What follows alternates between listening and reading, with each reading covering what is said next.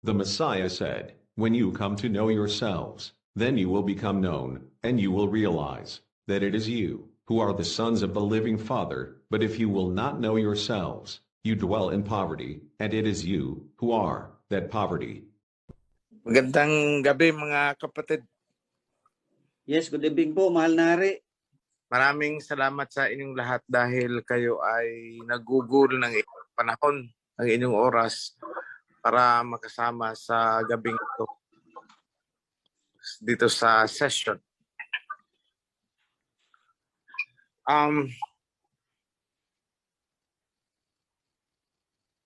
Napakaganda ng pagtatalakay.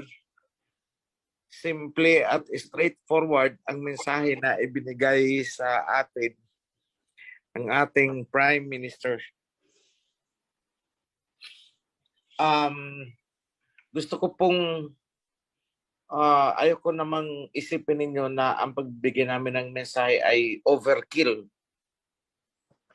It's not overkill actually dahil hanggang sa kasalukuyang panahon meron pa ring hindi talaga alam o kung alaman is ayaw talagang sumunod sa mga protocols natin. So, nais ko pong ma-realize ninyo na sa bawat ginagawa ninyong hindi pagsunod ay additional burden o bagahe na nagpapabigat sa ating biyahe. So, kung ako ang tatanungin ninyo, maka-classify natin ang ating mga kasamahan sa kawan as either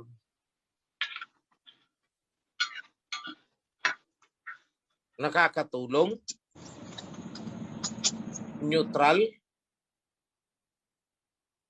o nagpapabigat ng ating paglalakbay. Tatlo lang yan. Nakakatulong, tumutulong. Neutral, hindi naman pabigat, pero hindi rin naman tumutulong. At yung pangatlo is yung talagang sagabal sa ating adhikain o pag-asenso natin ng ating kawan. So nais kong magmuni-muni kayong lahat. Saan ba kayo dun? Where do you belong? Nakakatulong? Hindi nakakatulong? Pero hindi naman nakakasagabal? O talagang sagabal na talagang nagpapabigat? Mahalaga pong maisip po natin yan. Lalo na ngayong sa kapanahon ito na marami tayong dapat asikasuhin, mga concerns na dapat paggugulan ng panahon at priority ng mga officers.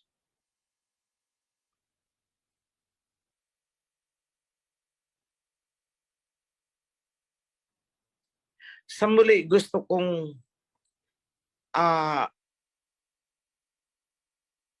maging aware kayo sa ano ba talaga yung role ninyo sa loob ng kawan. At kung alam ba ninyo ang role, the next question is, ginagawa ba ninyo?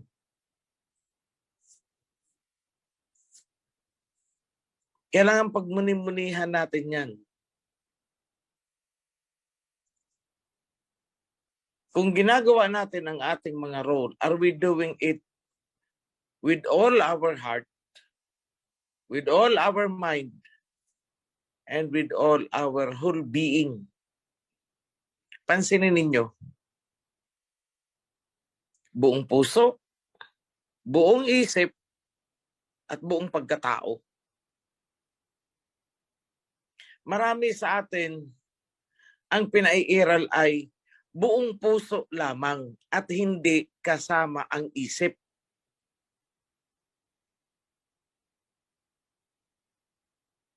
Nakuha niyo po. Marami dyan, buong puso lamang na ginagampanan ang kanilang papel sa loob ng kawan. Buong puso, pero hindi buong isip. Pero kung nakita ninyo kanina ang binasa, tinitigan nyong mabuti at inunawa ninyo yung verse na ibinigay ni Priest Sinan sa Mark chapter 12, verse 30. Let me recap it again. Love Yahweh your Alhayam with your whole heart and with your whole being and with all your mind and with your full strength. Mahalin mo si Abay Hawa. Ngayon,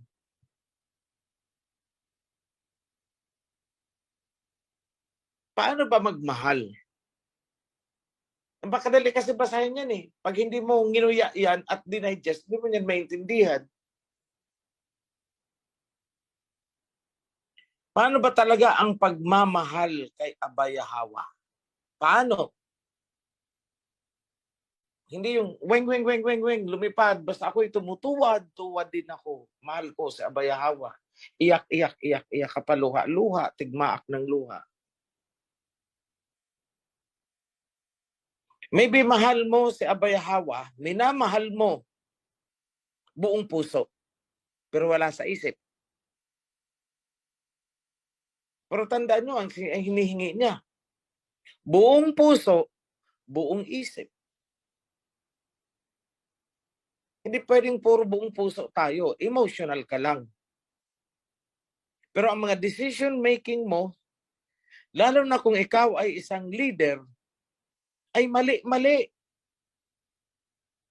Bakit? Paano ko nasabi? Kasi hindi ka sumusunod sa protocol. Hindi mo sinusunod ang mga instruction. Hindi mo sinusunod yung mga procedures. Kaya pag nasita ka, anong gagawin mo? Magsisentimiento ka. Magpapaka-emotional ka.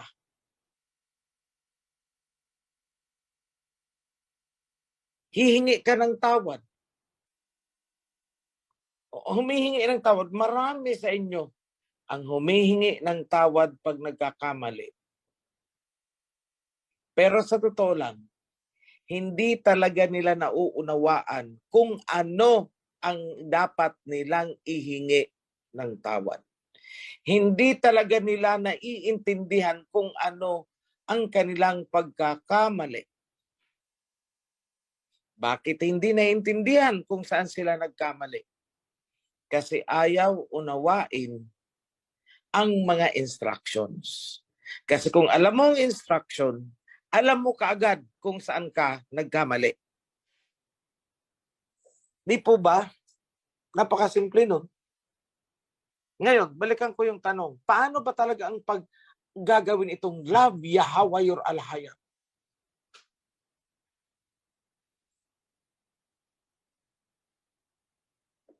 Paano ba? Love Yahweh your Alhayam. Basta maging faithful tayo.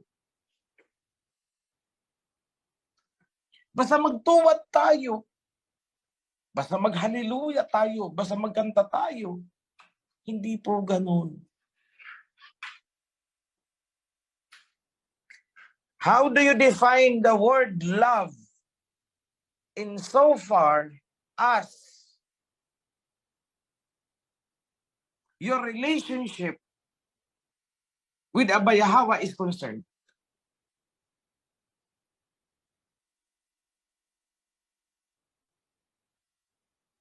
Paano mo tutuparin ang mahalin mo si Abay Hawa?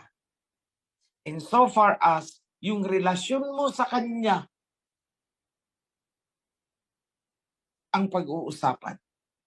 How? Napakadali kasing sabihin ang love Yahweh.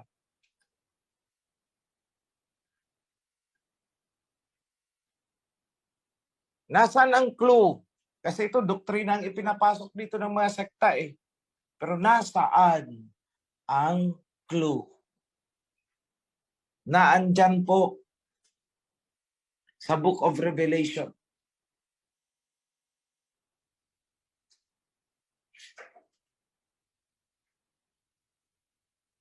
Blessed are they who obey my commandments. Nandyan ang clue. Obedience. If you love me, keep my commandments. Actually, hindi lang commandments ang tinutukoy dyan eh. Keep my covenant. Obey my covenant. Sundin mo ang nilalaman ng tipan. There we go. Pagsunod. Ang ibig palang sabihin ng love Yahweh with all your heart, with all your mind, with all your soul, and with your full strength, ang ibig palang sabihin nun, ay sundin mo ang kanyang kalooban. Nasaan makikita kung saan ang kalooban ng Aba? Hindi po yan sa panaginip-panaginip. Sinusunod ko ang Aba kasi nagparamdam siya sa akin panaginip. Hindi po ganun. Hindi mo kailangang managinip. Hindi kailangang ipapanaginip sa'yo kung ano ang nilalaman ng kanyang kalooban. Hindi po yan special communication. Because that communication was given long time ago para sa lahat. Alam ng lahat. In one word, covenant. Anong nilalaman dun? Yun ang sundin mo. Yan ay kung talagang mahal mo si Aba Yahweh. Obedience is the bottom line.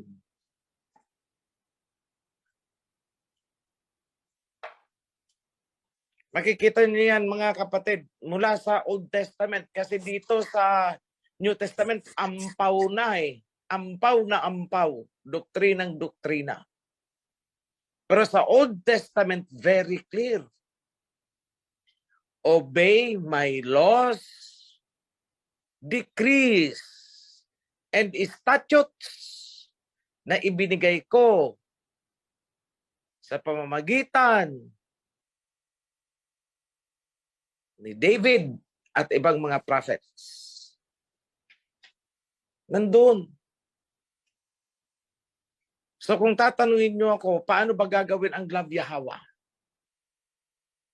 May action. Ano yung action? Obedience.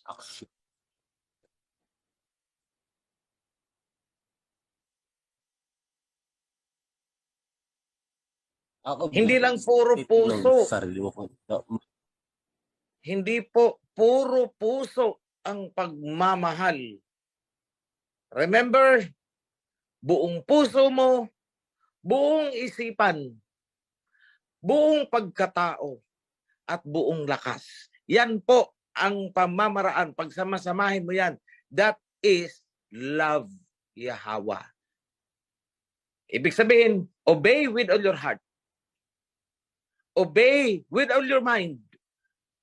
Obey with your whole soul. And obey with your full strength. Full strength means dedication.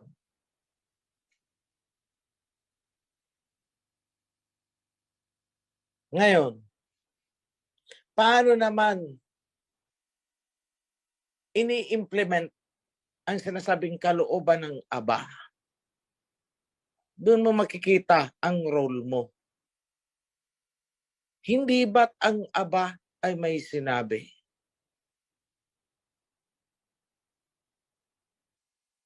Rebuild the kingdom.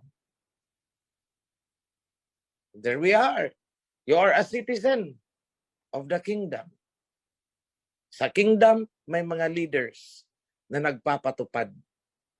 Kaayusan at lahat.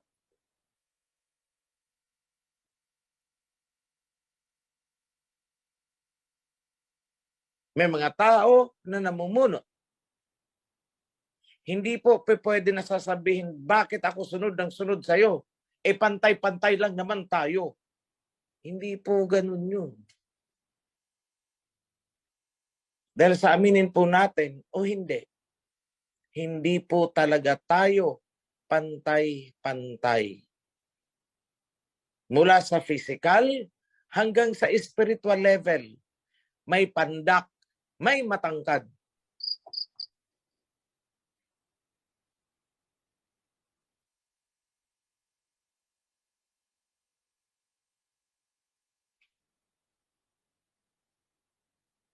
May matalino, may medyo slow learner.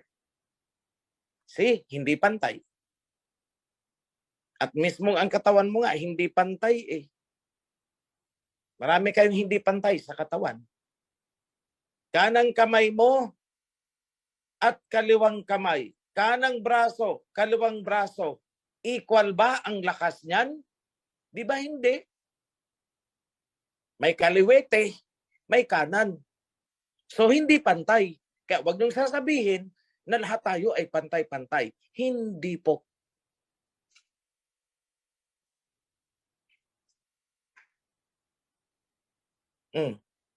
Kahit sa mga babae, sa katawan nyo, tingnan nyo, yung breast ninyo. Di ba hindi pantay? Magkasing laki ba talaga? Hindi po. Kahit sa mga lalaki. Tingnan nyo. Yung itinatago-tago ninyo, manalamin kayo. Hindi pantay. Yung paa ninyo, subukan ninyo. Marami dyan, mas malaki ng konti yung kanang paa kaysa sa kaliwang paa. Hindi pantay. Ganon din po sa loob ng kawan. Meron talagang mga gifted to become leaders. Meron talagang mga gifted to become preachers. At meron talagang namumukod-tangi na maging messenger. Hindi po pwede na maraming messenger. Bakit? Kaguluhan ang aabutin. Baka hindi pare-pareho ang pagsasabihin ng 4 o 5 messenger. So, alam ng aba yun. That's why, isa lang ang kanyang mensahero. Hindi po pantay.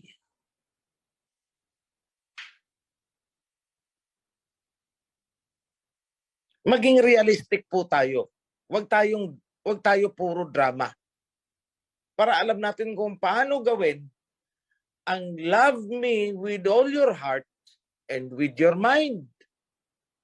Which is, sabi natin, to love means to obey His commands and instructions. Sino ang nagdadala ng instructions? You have now the officers. From the top down to the bottom. Ngayon, kapag may mga officers na iba ang instruction na ipinapatupad at taliwas doon sa instruction ng mas nakakataas sa kanya, then something is wrong. May mali, may problema dyan sa leader na yan. Hindi niya nakuha ang sundin mo buong puso, buong isip. Nagkulang siya sa buong isip. So dahil ipinag-utos siya ng aba na buong puso, buong isip, buong pagkatao, buong lakas mo. 4 yan. Ibig sabihin, meron ka palang responsibilidad. Kung ikaw ay namumuno, meron kang responsibilidad na alamin kung ano ang dapat ipatupad at paano ipapatupad. Minus the drama.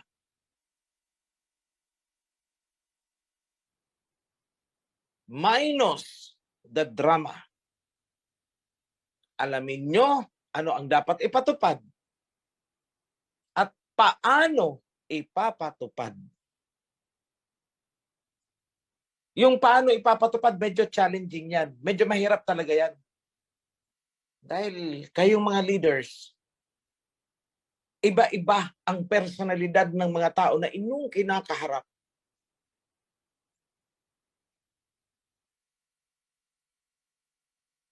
Meron diyang makukuha mo sa malumanay na salita. Pero meron naman diyang hindi mo makukuha sa malumanay at kailangan ang karinyo brutal. Yun. Iba-iba ang personalidad ng bawat tao. So, yung paano magpapatupad is very challenging. Pero yung paano, ano yung ipapatupad, medyo madali lang yun. At kung hindi mo talaga alam kung ano ang ipapatupad at paano ipapatupad at bakit ipapatupad, kung hindi mo maiintindihan, what should you do? Newly appointed CC ka. What should you do? Then ask, magtanong ka. Kanino ka magtatanong? Ay depende sa content o sa issue na kinakaharap mo. Depende sa concern na kinakaharap mo. Kung hindi mo alam, kahit isang priest, magtanong ka, priest, sino ba ang pwede kong kausapin tungkol sa concern ko na ganito, na ganito, na ganun? Eh, imposible namang wala kang kilala kahit isang priest. At hindi nyo pwedeng irason na wala akong priest na makausap eh. Bakit? Bawat chapter may itinalaga akong Joshua. Kapitana, kapatid, may kinakaharap kaming issue. Gusto namin magtayo ng HOP. Paano ba namin ito sisimulan? Yan ay kung sumusunod ka because you love Yahweh, yan ay kung sumusunod ka ng buong puso at isip. Minus personal agenda. Ang iba dyan ayaw talagang alamin ang rules. Kasi meron silang personal agenda. May ibang adhikain.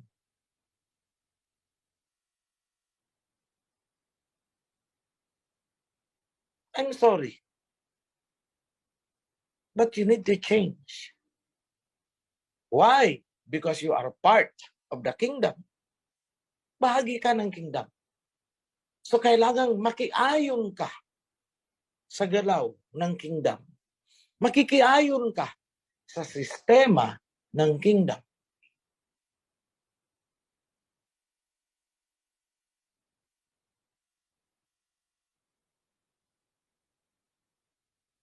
Napakasimple.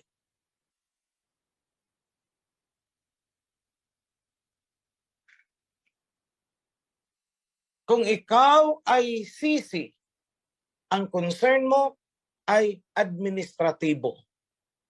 Paano patatakbuhin ang kawan? Kung may project, paano pakikilusin? Doon ka.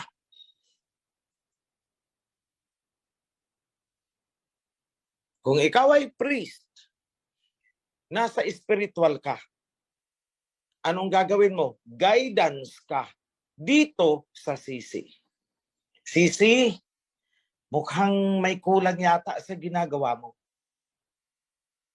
May project na gustong magtayo ng HOP, tingin ko kailangan natin, sisi, magpaalam sa taas na may plano tayong ganyan. Para tayo ay mabigyan ng tamang gabay. At hindi tayo, sisi, pwedeng magdesisyon na tayo lamang sa sisi na ito. Bakit? Kasi hindi tayo nag-iisang chapter. There are other chapters na pwedeng maging affected. Yan po ang role ng priest. Additional role ng priest. Kapag ang mga itinuturo ay ang dating sa kawan ay teka, nakakalito. Ang tatanungin nyo, siyempre, is yung priest.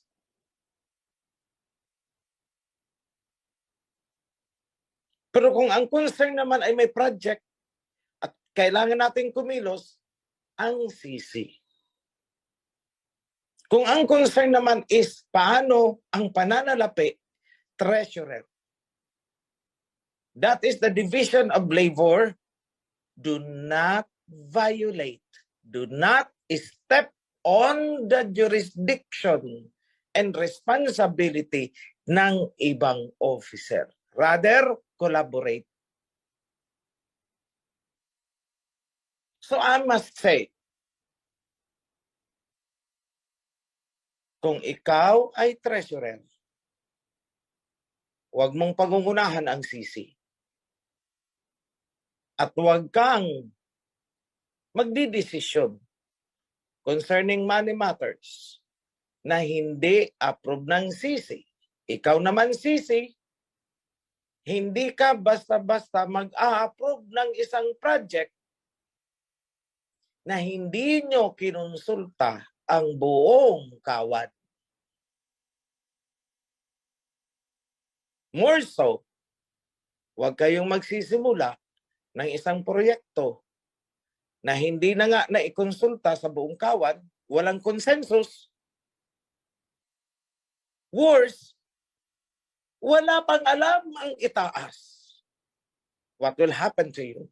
Disaster. I have proven that so many times. So many times. Maliban na lang kung disaster talaga ang gusto nyong mangyari sa atin. Remember this, at the end of the day, makikita at lulutang kung ano man yan na dapat makita at dapat lumutang. Walang matatago.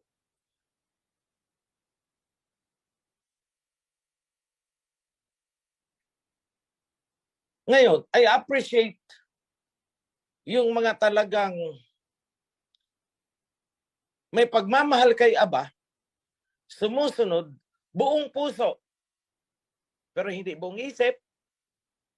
Kaya bigay ng donation sa maling tao.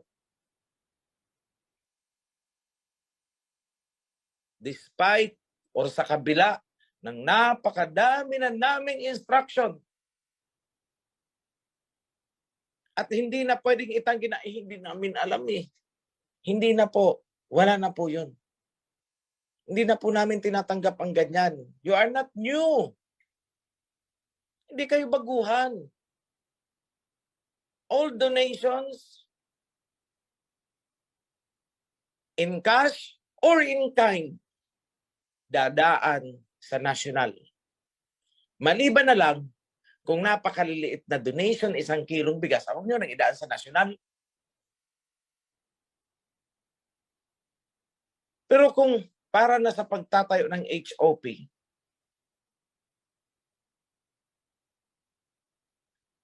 at hindi mo idadaan donor sa national, alam mo, ang ibinibigay mo na pera, hindi po blessing ang kinalalabasan, kundi source ng hindi pagkakaunawaan. Yan ang fruit of disobedience. Ang iyong handog ay hindi naging katanggap-tanggap. Bakit? Nagdulot ng hindi maganda. Oo, andun ako. Buong puso kang sumusunod. Pero hindi buong isip. Magkaiba po yan.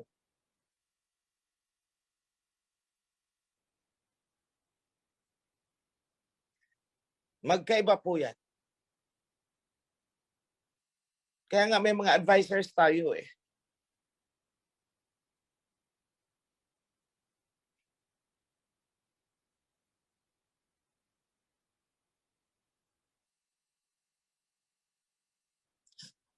Sige, Bulacan, mag-permission to live ka na.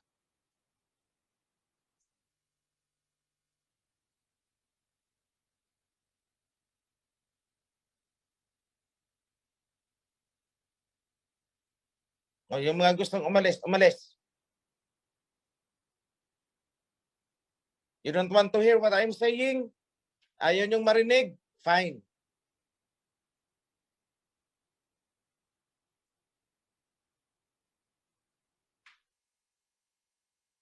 Ito ang sabihin ko sa inyo. Basahin niyo ulit ang Ecclesiastes chapter 8, verse 2. Do not be in a hurry to leave the presence of the king. Huwag kayong magmamadali na umalis sa harapan ng king.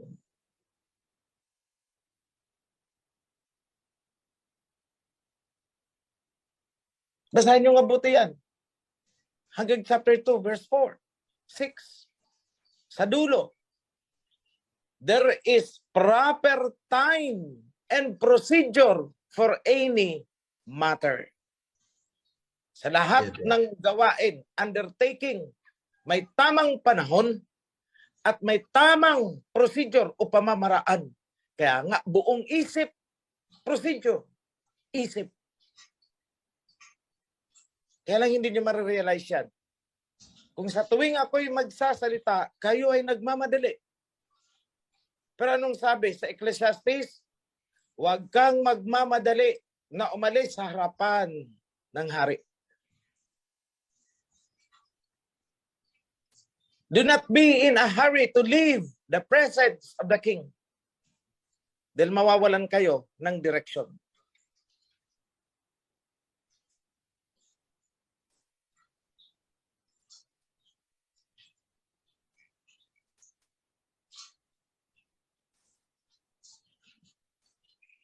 That's the problem. When we give instructions, you are in a hurry to live. Permission to live, permission to live, permission to live. Ano kaya't kung may kailangan kayo sa national at gusto nyo akong makausap, at habang kayo ay nagsasalita, ako ang maglagay ng permission to live, what would you feel? Ano mararamdaman nyo? Ang bastos naman itong king na to. Nagsasalita ako, iniwanan ako. Diba yan ang sasabihin nyo?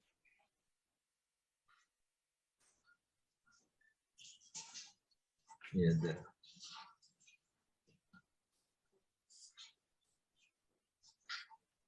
Correct me if I'm wrong. So this is now about code of conduct. Ethics. Tila yan ang kulang sa atin.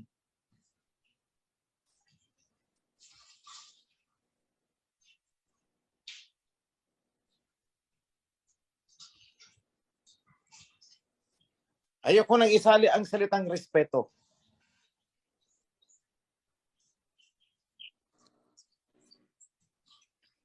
Kasi, sasabihin nyo na naman, masakit ako magsalita. Hindi pa ako masakit magsalita. Alcohol po ako, alcohol. Pag wala kang sugat, kahit buhusan kita sa balat mo, hindi ka aaray, hindi ka masasaktan. Bagkus, ang sarap sa pakiramdam. Di ba? Sinong nasasaktan sa alcohol? Yung may sugat.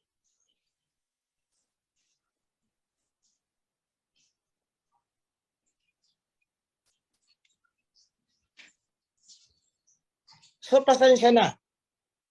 I did not prepare any topic. I did not prepare PowerPoint. You know that? From the very start, hindi ako gumagamit ng PowerPoint.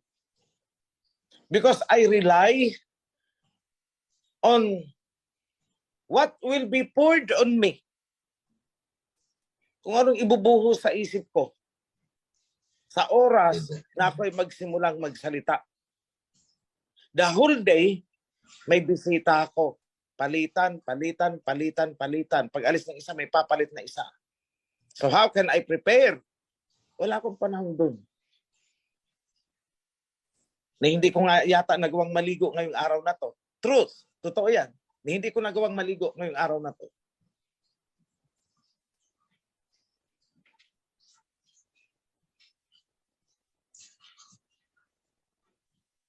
But I would say na nagkukulang ako ng paalala sa inyong lahat. I would not admit that. Because I dedicate